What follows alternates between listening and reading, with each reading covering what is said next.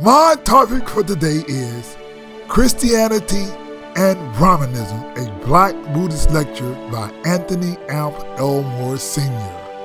But what we're teaching you, we're giving you an understanding of the Buddhist teachings.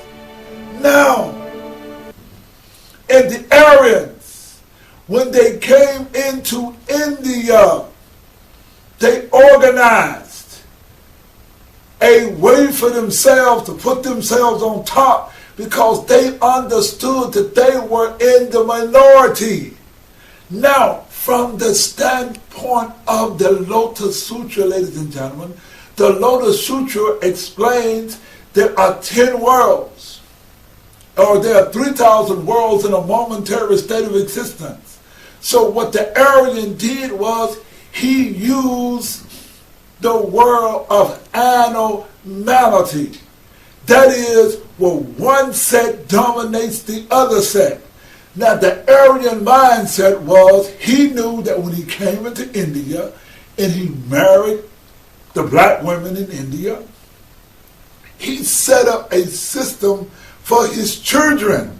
That is, when his offspring were born, they were lighter skin color than the blacks. So he set up what is called a caste system. Now, you got to understand the caste system because the caste systems is interrelated to who we are today. Now, in order for that Aryan to make the caste system work, he had to give it religious sanctioning. So what that Aryan did, he was a very wise and a cunning and a very shrewd guy. And so what he did, the first thing the Aryan did, he created God. Because prior to him coming to the Indus Valley, there were teachings of Buddhists before him. But what the Aryan did, he created the concept of God. There was this God called Brahma. He created Brahma. And Brahma comes from the Brahmanism, but he created Brahma. And what he did in order to sell this idea to the Indian people, in order to subdue the African, he gave you the concept of a God. And he put himself as the authority of God. He made himself the priest. He made his children the priests. They were called Brahmins. And what he did was he set up a system that was ordained by God called the caste system. And he says that you were not born, you were twice born or what have you. And they come with this idea, and they had caste based on color. Therefore, his children could be at the top and the blacks would be at the bottom. So as you see there on the chart, you had the Brahmins, then you had the Kshatras and Vasas, who were the businessmen, and then you had the Sutras. Now those Sutras were the black people. They're at the bottom, but they were in the caste system. Now understand, ladies and gentlemen, what happened in India. The reason that you do not see the African with that rough black hair is because when the Brahmins conquered India, the African with the straight with the rough hair, he ran into the woods because he would not subject himself to that. And so what they did was, those who did not follow the caste system, you were called an untouchable, or you were called an outcast. What they did was they taught the idea of curse. And they said that you were cursed because you were black. And what the Brahmins introduced into the world of religion, they introduced the concept of a curse. So what they did was, religiously, they taught that the black was cursed. Now you must understand, ladies and gentlemen, that the Brahman religion spread it all over the world. And the people who are called white people, they took up on this Brahman religion. Now, the main person who was a Brahman, his name was called Abraham. They got it mixed up. It means a Brahman.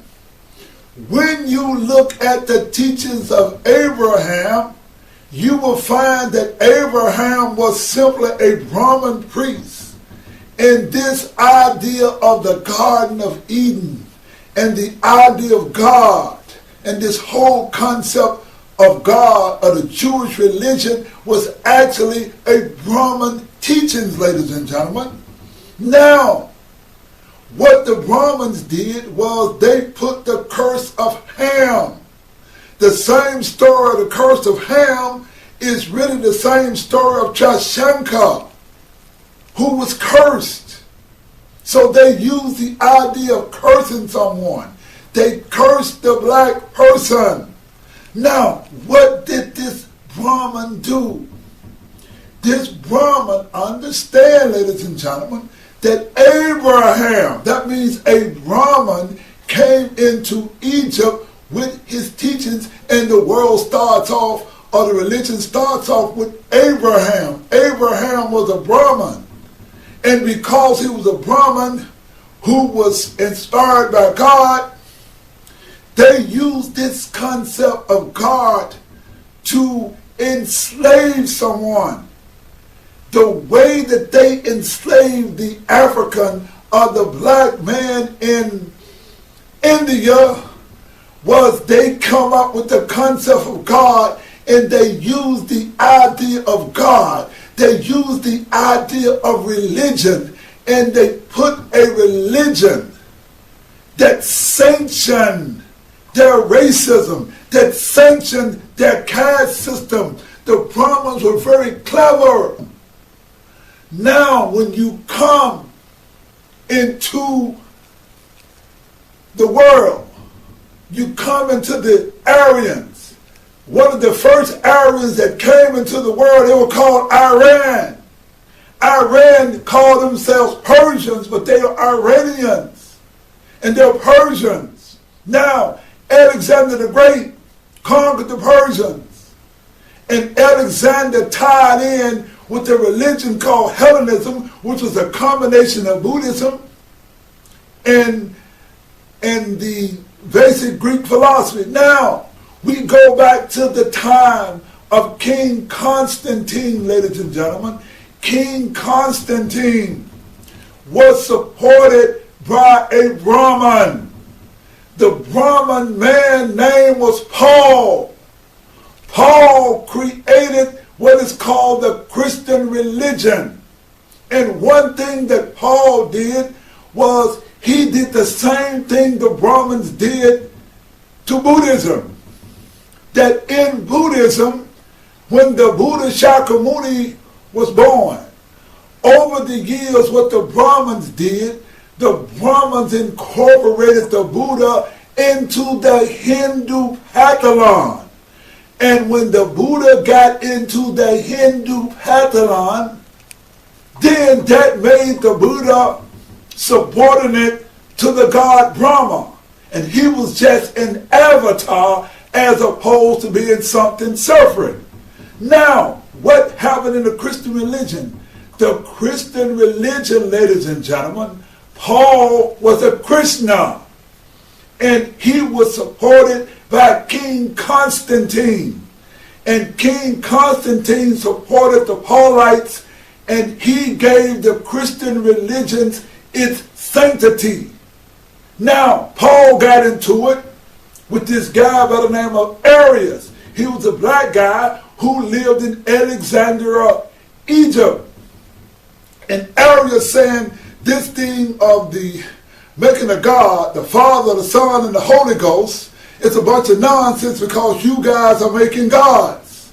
And what they did, the whole fight was about Buddhism, because you had the agnostics, the Hellenists, you had people practicing Buddhism, and what they did was they created a God. Now, They took who is called the Buddha. Buddha means enlightened one. And they changed the Buddha's name. Christ means anointed. The word Jesus means one who has attained an individual level of enlightenment. That's what Jesus means. Christ means enlightened or anointed. Now, they took the story of the Buddha and they incorporated the story of the Buddha into the Christian religion. So there was Judaism and Christianity. And the two religions emerged because the Buddha became like a god. Now, what they did was they used this concept of God, ladies and gentlemen, to sanction or to control the people. And through the Council of Nicaea in 323 AD, what they did was they created a God called Jesus. But Jesus and Buddha meant the same thing. If you would go and you would study history, you would find that Jesus and Buddha is one and the same person. There is no record of a Jesus outside of the apocryphal, outside of the Christian doctrine. There is no such thing as Jesus. But there was a Buddha, and there were the Essenes who practiced it. And the Buddha got emerged into the Christian religion, and what they were able to do is create a new religion called Christianity. They took these 66 books and they made Christianity, and they took all of the Brahman doctrine and they created a head of the church called the Pope. And what the Pope did was the Pope became the head of all the religion. And once they got into it, in fact, from King Constantine, from the first Pope, now Pope Valentinus almost missed it. He was an agnostic. Valentinus was an agnostic, but he missed it by just a few votes. And once the Arians, or once the Brahmins got into the pulpit chair, then they began to dismantle all of the history. And when we come to Theodotus, when we come to Pope Theodotus, what he did was he was going to get rid of errors. He's going to get rid of all the history. And what he did was he burned the Library of Alexandria. He destroyed all of the history. Now, at this time, the world went into what is called the Dark Ages. So the whites went into the Dark Ages because they were controlled by religion. Now, we move until about 1400 AD.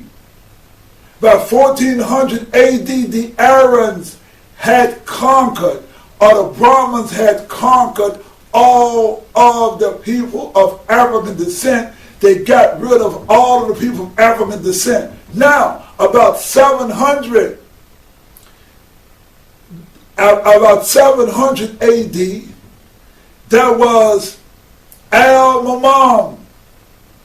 Now, Al-Mamam, who was the grandson of the Prophet Muhammad, had taken the Lotus Sutra and all the books of all of the libraries of Egypt and all the books they could find. They transferred those subjects into Arabic, and Arabic became the center of learning. This is where Timbuktu and the Moors and all of these people, they were, Islam was actually, there was a Buddhist kind of Islam. And there was a man by the name of Al-Ghazali who changed Islam and took Islam back into the Dark Ages.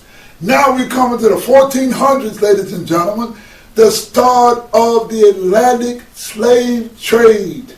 Now, when you get to the Atlantic slave trade, they came up with a new religion. They went to the Pope and they asked the Pope, was it okay? And the Pope said yes, it was okay, because the Pope was a Brahmin. And the Pope said it's okay for the whites to subdue anyone of color who was a non-white. And what you had in the world, you had the idea of the conquistadors. Conquistador means to conquer. Right here in Memphis, Tennessee, a conquistador by the name of Hernando de Soto came right here in Memphis, and he conquered the Native Americans. The conquistadors went all over the world under the guise and the protection of the Catholic Church, and they subdued everyone. In India, the Aryans devised the God concept to create a division of labor that was sanctified by God called caste. In America, the Aryans got indoctrination permission came from the Catholic Church to subdue non-Christians as heathens. We hope that we brought something to you. Have a nice day. Thank you very much.